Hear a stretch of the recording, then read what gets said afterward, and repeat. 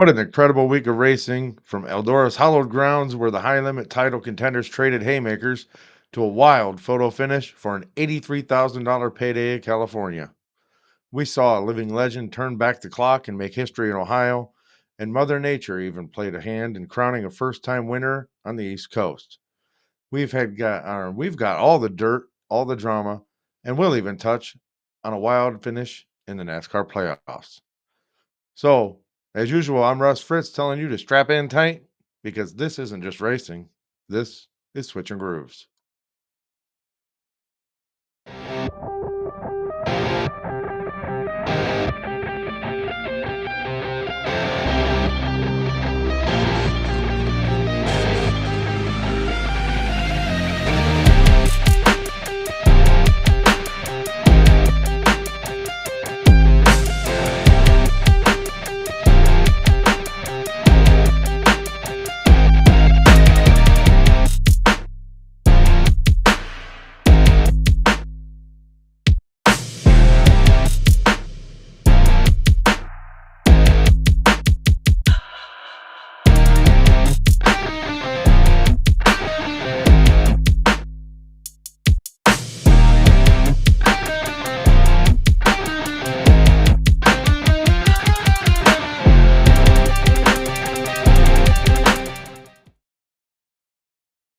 Welcome back to Nathan is off again. He planned on being back this week, but unfortunately, there are some personal issues that he has to deal with. So, everyone, please keep your thoughts and prayers going for our co-host Nathan Johns. We do miss him being here, but we also understand that in a time like this, it's okay to take all the time off that you need. So, Nathan, we love you, man, and just take care, okay? So, on with the show. So, as the 2025 sprint car season charges into its final high stakes stretch, the week beginning September 19th proved to be one of the most consequential of the year. While championships were decided and hard fought victories were earned, the on track action was nearly overshadowed by blockbuster announcements that sent shockwaves through the pit area, fundamentally altering the landscape for 2026 and beyond. At the legendary Eldora Speedway, the Kubota High Limit Racing Series staged a dramatic two-night war for supremacy at the Four Crown Nationals, where the top two contenders traded blows in a pair of unforgettable finishes. Far to the west, the World of Outlaws NOS Energy Drink Sprint Car Series concluded its California swing with one of the richest and wildest races of the season, before heading back to Ohio, where a living legend turned back the clock to make history. The week was capped by a trip to the East Coast for High Limit, where Mother Nature played a decisive role in crowning an emotional first time winner before a chaotic bullring debut actually set the stage for the final championship run. This was a week defined by redemption, records, and of course, rain. From the epic actually, an epic slide fest at Eldora to a photo finish for an $83,000 prize in California and a historic victory for one of the sport's most beloved veterans, the events of this week have set a dramatic stage for the remainder of the 2025 season while providing a tantalizing glimpse into the future of the sport. The historic half mile of Eldora Speedway played host to the 43rd annual running of the Four Crown Nationals, and the Kubota High Limit Racing Tour delivered a weekend of drama that perfectly encapsulated its season long championship fight. The two nights of racing became a personal duel between title rivals Aaron Reutzel and Rico Abreu, with each driver leaving their mark on the hallowed grounds. Night number one, well, Reutzel's last lap redemption was just amazing. In a finish that can only be described as poetic justice, Aaron Reutzel scored a dramatic last lap victory on the opening night of the Four Crown Nationals. It was at Eldora back in July where Reutzel actually suffered a foot injury that sidelined him for weeks, making his return to the track a story of pure grit. His win on Friday, well, it was the ultimate redemption. The 25 lap feature was a thriller from the start. Anthony Macri led the first 10 laps before Rico Abreu actually took command on lap 11. Abreu appeared to be on his way to another victory, leading through lap 23. But Reutzel, who had been stalking him the whole time, saw his opportunity on the final lap. The boot from the Clute. The boot from the Clute threw a perfectly executed slider in the final set of corners to steal the lead and the win, a heartbreaking turn of events for Abreu.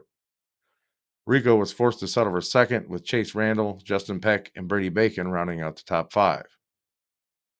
Night number two, well, Abreu gets his revenge. In a fitting role reversal, Saturday night's 30-lap finale saw Rico Abreu get his payback. This time, it was Aaron Reutzel who started from the pole and controlled the majority of the race, pacing the field for the first 23 laps. But Rico, who started eighth, was on a mission. He charged to the field and engaged Reutzel in a torrid slider battle that actually brought the Eldora crowd to its feet with only 5 laps to go. Refusing to be denied 2 nights in a row, Abreu made the winning pass on lap 24 and drove away to his 11th high limit victory of the season. The win was actually his 5th career Four Crown Nationals title, tying him for 4th all time with legends like David Darland and Tyler Courtney. Gio Scelzi had a strong run to finish second, with Aaron Reutzel holding on for third. Uh, my key insights and analysis? Well, it was actually a title fight for the ages. The weekend at Eldora perfectly encapsulated the 2025 high limit racing season, an intense back and forth battle between Rico Abreu and Aaron Reutzel. The two drivers traded wins and heartbreaking losses, leaving Ohio with the championship fight tighter than ever. After the dust settled, Abreu's victory on Saturday allowed him to extend his owner's championship lead to 28 points over Reutzel's Ridge and Sons racing team with only 7 races remaining. The head-to-head duel between two of the sport's best drivers has actually created a must-see championship chase heading into the final month of the season. And the World of Outlaws NOS Energy Drink Sprint Car Series wrapped up its Western swing with one of the most dramatic and lucrative events of the year before heading back to the Midwest, where a legend made an unforgettable return to victory lane. Well, that's the Dennis Roth Classic. So, on the Saturday, September 20th, at the Dennis Roth Classic, David Gravel actually wins an $83,000 absolute thriller. So, after heavy rain washed out Friday's preliminary event, all eyes were on Thunderbolt Raceway in Tulare, California, for the 83,000 to win Dennis Roth Classic finale. The race produced one of the wildest finishes of the season. Young Goods, Caleb Montgomery and Corey Day were battling for the lead when they made contact on lap 19, sending both to the work area and handing the top spot to a fortunate David Gravel. Gravel, who started 5th, then had to fend off a furious late race charge from Spencer Bayston. On the final lap, Bayston threw a massive slide job, but Gravel crossed him over and won the drag race to the checkered flag by a mere 0.021 seconds. The victory was Gravel's 4th at the Thunderbolt, tying him for the most all-time with the series, and it further extended his substantial championship point lead. Bayston's incredible effort netted him a 2nd, while Buddy Kofoid finished 3rd. And in Ohio, at Millstream Speedway, well, we had Sheldon Haudenschiild's Buckeye Brawl. And Gravel again returning to Ohio for Sheldon Haudenschiild's Buckeye Brawl, well, continued his dominance at Millstream Speedway. After pole sitter Buddy Kofoid led the first 8 laps, Gravel made the winning move on lap 9 when Kofoid slipped up in traffic. Gravel then held off Kofoid through several restarts and admitted to running low on fuel in the final laps, but managed to hang on for the $17,000 victory. The win was Gravel's 15th of the season and 118th of his career, moving him within 4 of tying Danny Lasoski for 6th all time. Excuse me. And moving over to Sharon. Well, was moved over to Sharon Saturday, and Dale Blaney made history. So Saturday night at Sharon Speedway was actually a night for the history books. At 61 years of age, the lowrider Dale Blaney drove to a stunning and emotional victory, becoming the oldest winner in the long and storied history of the World of Outlaws.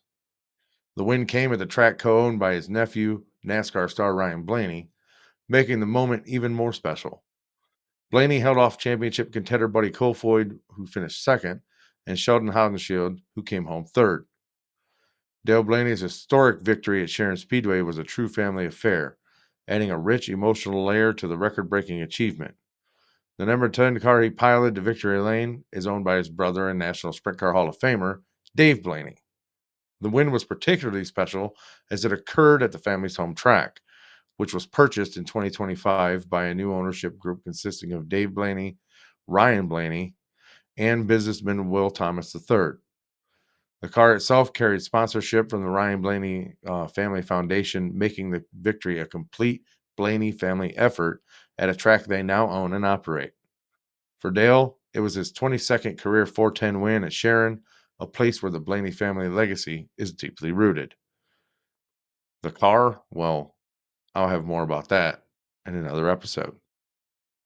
Following the intense weekend at Eldora, the High Limit Tour headed east for a doubleheader in Pennsylvania and New Jersey, where weather and chaos would play pivotal roles in the outcomes. First, well, Bridgeport's rain shortened surprise. Um, well, it was nothing short of exactly that, a surprise. I'll leave it at that. Um, Anyway, in a race that will actually be remembered for its unusual conclusion, Danny Sams from Northport, Florida, actually earned his first Kubota high limit racing victory at Bridgeport Speedway. Gio Scelzi led the opening 7 laps before Sams, who started on the outside of the front row, took the lead on lap 8. Just as he did, a downpour engulfed the speedway.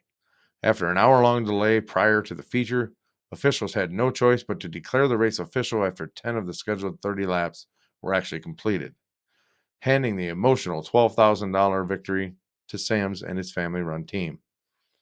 Scelzi was credited with his second consecutive runner-up finish, with Brett Marks rounding out the podium. And um, over at Path Valley on Sunday, last night, well, Tanner Thorson tamed the bull ring there. The series debut at the Quarter Mile Path Valley Speedway Park was pure chaos, but Tanner Thorson navigated the mayhem to score his second career high limit victory. The 35-lap feature was slowed by 5 cautions in the opening 17 laps, including incidents involving championship contenders Ryan Timms and Rico Abreu. After an open red on lap 11, Thorson said his team made a hell of an adjustment, allowing him to power around early leader Gio Scelzi on lap 22. Thorson then held off a hard-charging Brady Bacon in the closing laps to secure the win. Bacon finished second, with Scelzi, Danny Dietrich, and Ashton Torgerson completing the top 5. The Wild Night significantly impacted the title chase as Brad Sweet's 6th-place finish, combined with Abreu's 15th and Reutzel's 17th, tightened the Owners' Championship considerably. So, man, it's close. Moving on to some industry news. Well, the landscape's changing. So, while the on-track battles rage, major announcements of the track have reshaped the future. Off the track, excuse me, have reshaped the future of sprint car racing, promising new alliances and securing the future of historic institutions. So, Rico Abreu is joining Tony Stewart in 2026 in a move that actually reverberated throughout the motorsports world. It was announced on September 17th that Rico will join Tony Stewart and uh, his TSR company beginning with the 2026 season. The partnership marks one of the most significant driver team alignments in recent sprint car history. Abreu, one of the sport's most popular and successful drivers, will pilot the number 24 sprint car full time on the Kubota High Limit Racing Tour. The move signifies a major shift for TSR, which will transition its primary focus to the High Limit Series. In a unique arrangement, TSR will operate under the High Limit Racing franchise currently held by Rico Rico Abreu Racing, with the series approving the lease of the franchise to Stewart's organization. So, crucially, Abreu is bringing his entire race day operation with him, including his decorated crew chief, Ricky Warner, who previously enjoyed a legendary run at TSR with Donnie Schatz. Mechanic Zach Middlebrooks and Brady Forbrook will also make the move, ensuring that the chemistry that has led Abreu to 44 wins since 2022 actually remains intact. Abreu confirmed he will continue to pilot the number 24, which is a number that has become synonymous with his identity. Team owner Tony Stewart expressed immense excitement about the new partnership, highlighting not only Abreu's on-track talent, but his value as an ambassador for the sport. Stewart noted that Abreu will bring a new energy and change to the atmosphere of the entire building, a sentiment that comes after a difficult period for the team. I haven't been this excited about sprint car racing in a long time, Stewart said. For Abreu, the move represents a dream come true and an opportunity to align with one of the most respected organizations in racing. Yeah, Rico actually said, I see it as tying myself to a top tier establishment, emphasizing the immense resources and infrastructure TSR actually provides. The announcement made on Dale Earnhardt Jr.'s popular podcast, The Dale Jr. Download, has actually set the stage for the formation of a new powerhouse in sprint car racing. And that'll begin for 2026 and beyond. Other news, a NARC series was actually acquired by Sweet and Rudine. So, in another major development, that was just announced today, I believe. The Northern Auto Racing Club, NARC, the premier 410 sprint car series on the West Coast, has actually announced it has been acquired by High Limit Racing co-owner Brad Sweet and Rudine Racing owner Kevin Rudine, effective for the 2026 season. The move is seen as a strategic effort to ensure the legacy of the historic series, which was founded in 1960 by Louis Vermeil. Current owners, Hall of Fame driver Brett Kading and longtime business manager Jim Allen, expressed confidence that they have made the right decision in transitioning ownership to Sweet and Rudine, citing their deep investment and experience in 410 sprint car racing. Sweet, a six-time national champion and promoter of Silver Dollar Speedway, stated his excitement to build on the foundation that has been established over many years. Under the new ownership, Brent Kading will remain involved as the official parts vendor for the tour through his Kading Performance Center. Jim Allen will transition into a historian role, focusing on preserving the organization's rich history. The acquisition signals a strengthening of 410 racing on the West Coast, uniting the historic NARC series with two of the sport's most influential figures. And over to NASCAR, well, Chase Elliott stole the Kansas win in a playoff thriller. So the NASCAR Cup Series playoffs delivered a wild finish at Kansas Speedway on Sunday, with Chase Elliott stealing a victory in a dramatic double overtime conclusion to the Hollywood Casino 400. The win locks Elliott into the round of 8 in the NASCAR playoffs. Denny Hamlin was the class of the field for most of the day, leading a race high 159 laps and sweeping both stage wins.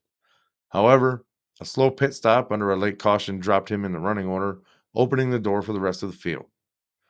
The race's conclusion was set up by a caution for Kyle Busch with 14 laps to go, and followed by a multi-car accident on the ensuing restart.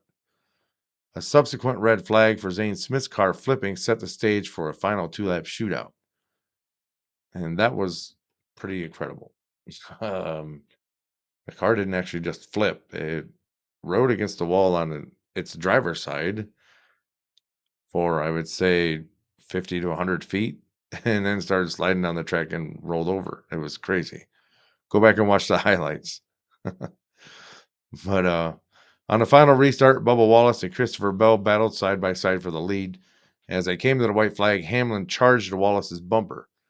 Heading into turn 3, Hamlin made a move to the inside, making contact with Wallace and sending both cars up the track. This opened the door for Elliott, who had restarted 8th, to drive to the bottom.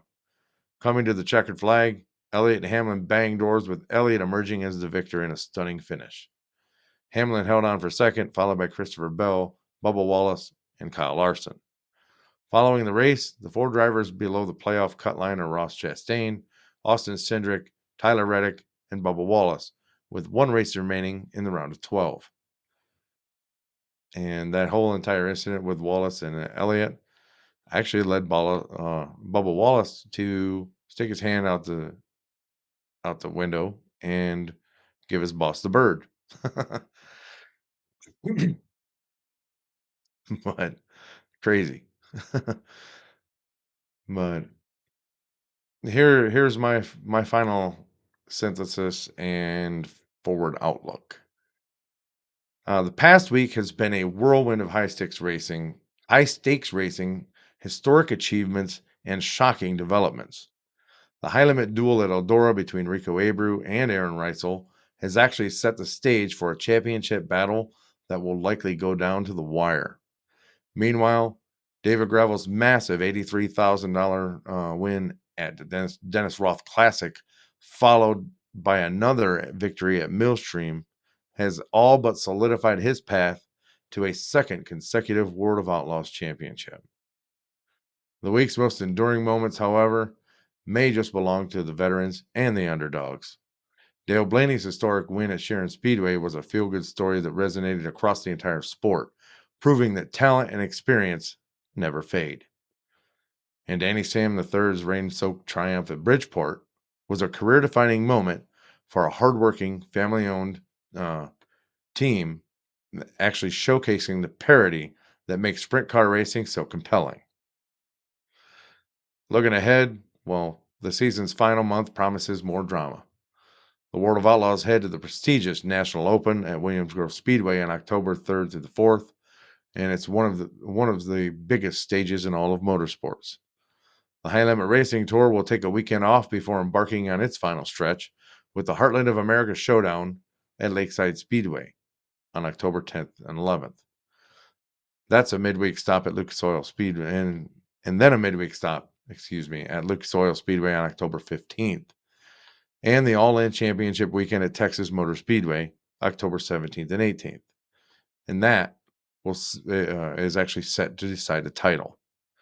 With championships on the line and the 2026 landscape already taking shape, the conclusion of the 2025 season is shaping up to be unforgettable. But that's going to do it for this episode. But remember, we bring you insane motorsports moments, professional breakdowns, and adrenaline packed edits every single week. Whether you live for those mudslinging dirt sliders or the door banging, paint trading speed of NASCAR, you belong right here. Hit that subscribe button now so you never miss a finish.